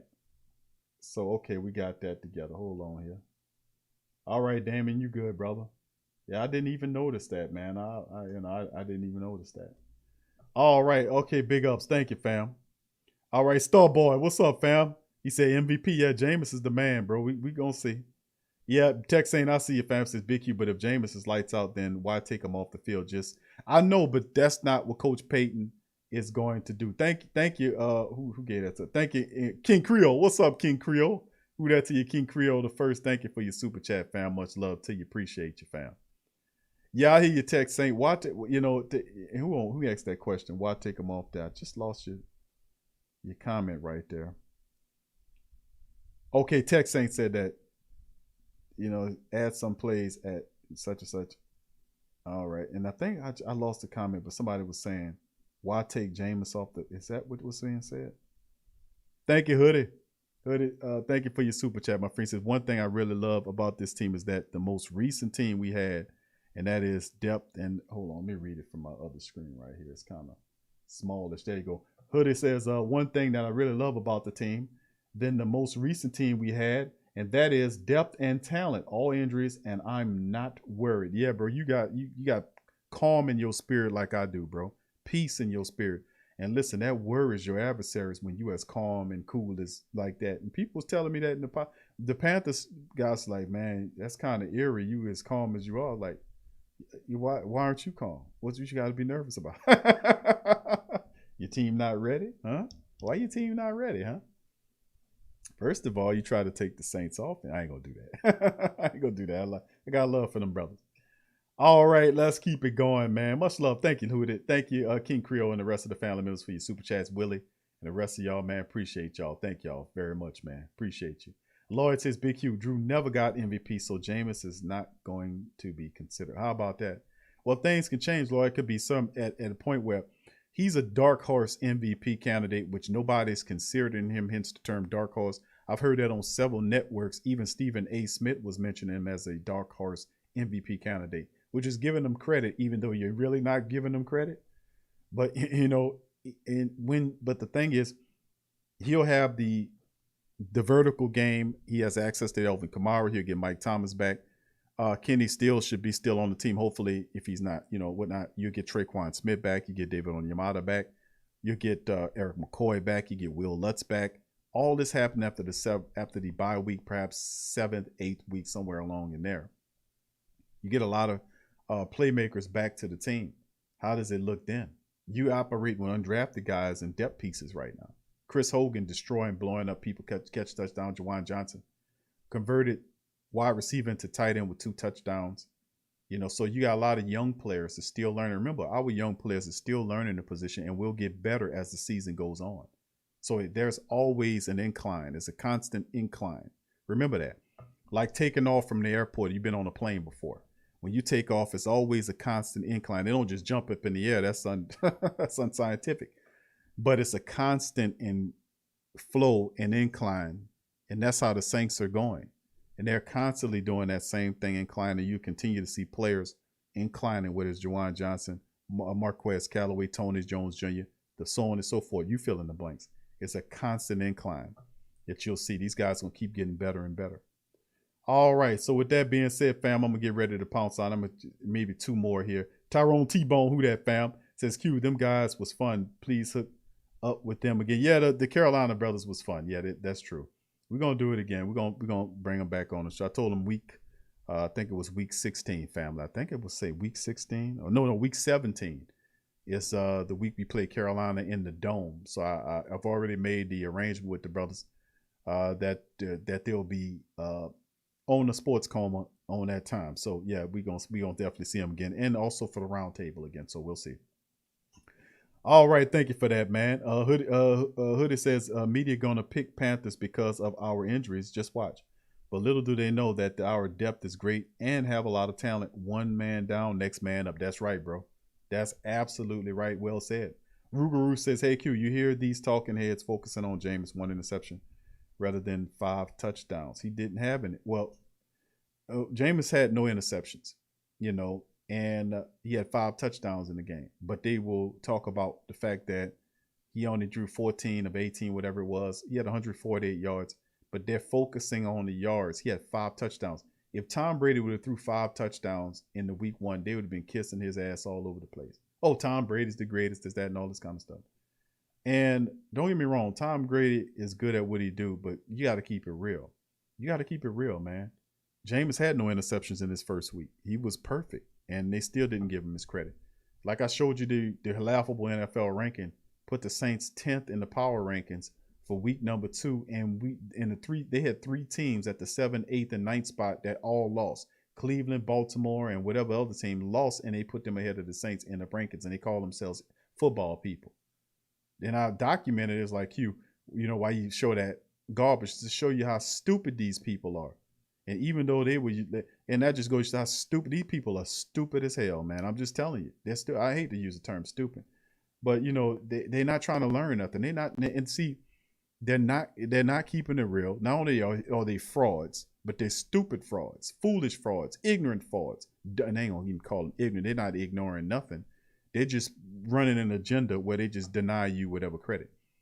But everything you deny, you can't deny us nothing, because we take whatever we gonna show, we gonna get it. That's why the Great Saint Think Tank is here. You don't need to give us nothing. Whatever we get, we gonna earn it. Whatever we have is ours. So whatever you try to deny to us, you can't take nothing from us, because you don't have the power to deny us or take nothing from us. We the Who Dat Nation. And we stand up here and we're going to plaster these bastards 8 ways from Tuesday. And I'm going to keep punching them in their face with the truth and keeping it 100% real deal. When I know they frauds and Hollywood actors running around here pretending to be sports reporters reading off of teleprompters. That's what they are. Scum and trash and garbage agendarist. Meaning they run an agenda because the network telling them, we need you to talk about Tom Brady for 80% of the time so we can keep the rankings up. But don't mention this team over here. And for 5 minutes, we'll talk about this team.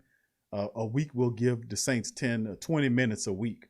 We'll talk about just to get the dumb Saints people to appreciate toward us, that we can keep getting them to listen to us. We'll talk about them 30 minutes a week. That's how they do you. All that scripted out ahead of time. Where we're gonna talk about the Saints, and then give the Giants a 2 or 3 hours a week coverage on the Giants and the Jets, and them teams ain't even winning. That's why I said that's why we don't need you. We got the Who Dat Nation, we got the Great Saint Think Tank. We're gonna talk about it. We don't need you, and we continue to grow and grow and grow because. Not just because of our passion, our dedication, because we keep it real. That's something that they can't do because they fake as hell. You fake in the front. And I'm telling them to their face, you fake in the front, and that you garbage and you trash for running an agenda as opposed to telling the truth. The only agenda you supposed to have for the people is telling the truth, not running around here with games and shit. So, I mean, that's what I'm going to keep hammering them with. All right, so with that being said, much love to the fam. What's up, Davis family? What's up, fam? He says, talk that talk, fam, about run. Yeah. The Who Dat Nation is serious business, bro. I'm going to tell y'all, and family, y'all know this. The Who Dat Nation is real deal Holyfield. That's one thing. Like I said, I ain't disrespecting nobody's team, whether you got a bird team or a cat team.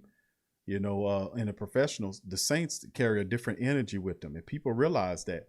I mean, we coming in here and we drawing from something that they don't know. We drawing from when you had a Hurricane Ida wiping out people's houses, putting their houses, blowing their houses away. People's houses gone, the whole neighborhood gone, nothing there but a slab. I've been there. I've been there, fam. You go up in there, you can't find, you got to drive around the neighborhood to find out where your house is. Where the house at. House done floated up somewhere. I've been there. Oh yeah, all your pictures gone. That's a hurtful thing because you can replace the televisions and the couches. But what store you going to go get all them pictures that you lost of your family, your grandpa, Army pictures and Negro League umpire pictures, stuff you'll never get back. His old colonial, his old Army pistols and his flag and all that because he was in the military. Their wedding pictures, your baby photos, the ones all gone. I've been there. That's enough to piss y'all big time. But, you know, it's about dealing with loss and coming back. That's a part of the resiliency model, and the team is recognizing that, and they sticking with the people. And that's something that when you draw from that, that's a great depth of reserve, a great energy, very powerful. And there was nothing that an opponent could do to match that energy except for the channel from whatever loss that they have. And most teams are not doing that. And I had the brothers from the Carolina Panthers that admit, they says nothing you can do to match that if they play. So they they play because they're not playing for hubris or pride. It's not about that. It's on a whole nother level above the emotional scale to a degree. What you motivating them to play out of money. They're playing beyond. They're playing for the people, man. And the people out of a loss, because the people need something to uplift their spirits right time. And the Saints recognize that's them. And that's what Jameis Winston came out and said. Notice they tapping into that. And that's the same what we did after Katrina. It's what we doing tonight. And I tell you, it's hard to match that energy. So, like I said, I've been trying to hip them to the game and tell them the whole way around about how powerful it is, man. But they don't get it. And I guess they won't get it till we hammer them in the ground. So with that being said, listen, fam, I appreciate y'all. I love y'all, man. I wish I could sit up here and talk to y'all all night, but I can't. I got a lot to do tomorrow, but I promise you I'll be back tomorrow for the Friday stream. We'll open up the lines of communication. I promise you guys that. We'll put the link in the chat for the family members to pop up and get their word in there, you know, and we're going to switch it up. We're not just going to have a set panel. We're going to let people come in and people leave, say what they got to say and bop out.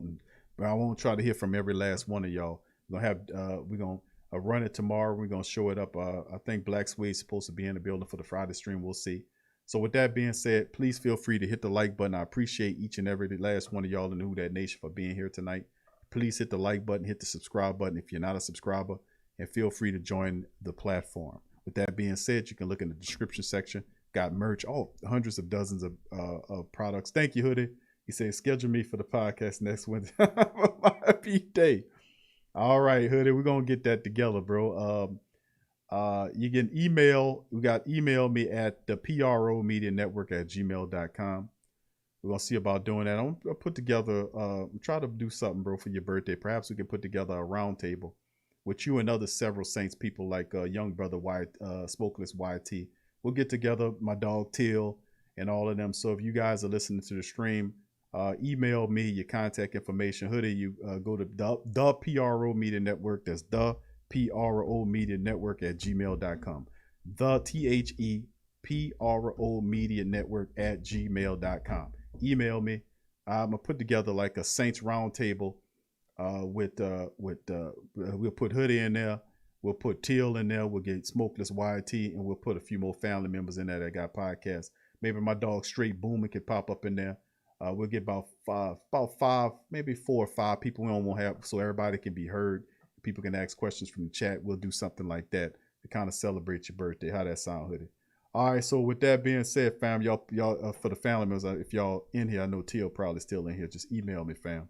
And the PR, that's THEPRO Media Network at gmail.com. Email me your particulars, bro, your contact information. We'll put that together. All right. All right. We real up in here, bro. Man, I ain't no bull crap going on there, man. We real and real. What's up, Action Jackson? Who that to you, fam? Good to see my dog, Action Jackson. We be back tomorrow on that, my friend. Thank you, bro. Appreciate that. Okay, Tyrone says, Q, what high school you went to? He says, the Mac. If not, you look like guy I went to school with. I'm in the class 8A. No, not, you talking about McDonald, John Mack or what? Nah, bro. I went to Sarah T. Reed, bro. Sarah T. Reed, bro. That's right. The Olympians in New Orleans, Sarah T. Reed. That was my high school. All right. Yeah, there you go, Elite BNG. We got to get them on there, bro. We're gonna put together at least 5 guys along with Hoodie, man. I love to hear from the Great Saint Think Tank Roundtable. We did a roundtable a while ago, man. I had TJ on there and Bob Rose and a few other, but it's time to do it again, bro. And I was thinking about it, putting a roundtable together, and Hoodie and the rest of the family members would be great to have on there, man. We could talk about some Saint stuff, get the family together, man, and do that. Yeah, I got you, Hoodie. He says schedule me to open your podcast Wednesday for my birthday. I'm just reminding you, just in case you forgot. Nah, I'm gonna get you all in there. I promise. It's next Thursday, right? I mean Wednesday. When is it, Hoodie? It's next Wednesday. Your birthday is the Wednesday, right, bro? Okay, Wednesday. Okay, I got you. Wednesday. All right, I got you, bro. Remember, just email me your particulars and we'll get that. We'll make that happen, man. Okay, good, bro. Good. I got you. All right, so with that being said, fam, much love. Yeah, you're right, Saints fan. Don't sleep on the Pelicans. We got the Pelicans. Oh, thank you, Willie. Says, dude, you called me on payday, LOL. Who that? He said, dude, you called me on payday, LOL. Willie, who are you talking about? What's going on?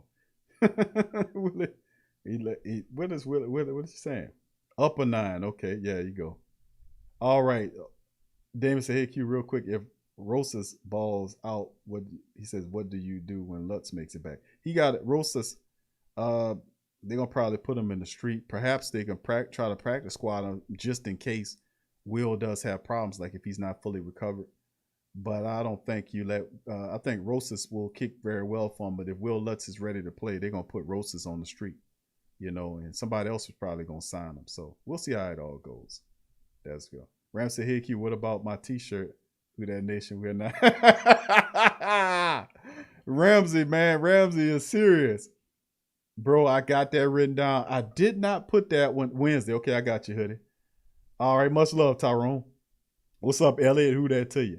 Nah, Ramsey, I still got that wrote down, bro. But I promise you I'm gonna make that a shirt, fam. I promise you that. I promise that. Who that nation, we're not fans, we're fams. That might have to be a 2-sided shirt. That's a lot of words there. That might have to have a front and the back. That's a lot of words right there. You got to put that on, some of that on the front, and then you got to flip it and put it around on the back. That's a lot of words right there. That might be a shirt with the front and the back. All right, what's up, Tragic? So with that being said, man, what's up, Arch? Who that to you, fam? So with that said, fam, I'm going to pop out on that. Listen, fam, feel free to hit the pro shop. We're doing a raffle for a PS5. You can still get in there. It's $25 to enter for the raffle. The winner, the PS5 will be, raffle ends, I think it's October the 11th. So if you want to get in there, it's $25 to get in there. The link for that is in the description section below. If you want to join our Patreon out, you can check that out, the Patreon. Much love to our football, our Sports Coma, 3rd annual Sports Coma Fantasy League players. First First week was awesome. Big ups to the family playing in the fantasy league, man. It's gonna be a fun season as well. So with that being said, man, I'm gonna get out of here. I appreciate you guys for chiming in, and I'll be back tomorrow, family, for another stream on the Sports Coma. We'll do it a bit. I'll open up the chat line. We're gonna be here for a couple hours, all right? So I'll see y'all guys on Friday edition. Who that to you? And I'm out. Yeah. Well, all right. Like you always say, welcome, welcome, welcome. Number one sports talking D. We ain't like the Falcons, we won't blow the lead. Look, all we talk is who that, who got cut and who back. Rookies and the vets, players you should look at. It's the Sports Coma, you don't wanna miss it. Got the pre-game party, post-game statistics. Get a visit from Sway, maybe DC or 5. It's the hottest thing smoking, Big Q and the guys. Go to YouTube Live, make sure you subscribe. Interviews inside the Saints locker room high. Talk to Drew, Jordan, Zach, Peyton, New Orleans, who that nation. Best believe when I say we bleed gold and black. Ain't a miracle or rivalry could ever hold us back. No, Beastquake, Bounty Gate, let the truth be told. It's the Sports Coma, all we know is Saints Super Bowl. Yeah. You're listening to the Sports Coma with Big Q and the guys on the PRO Media Network.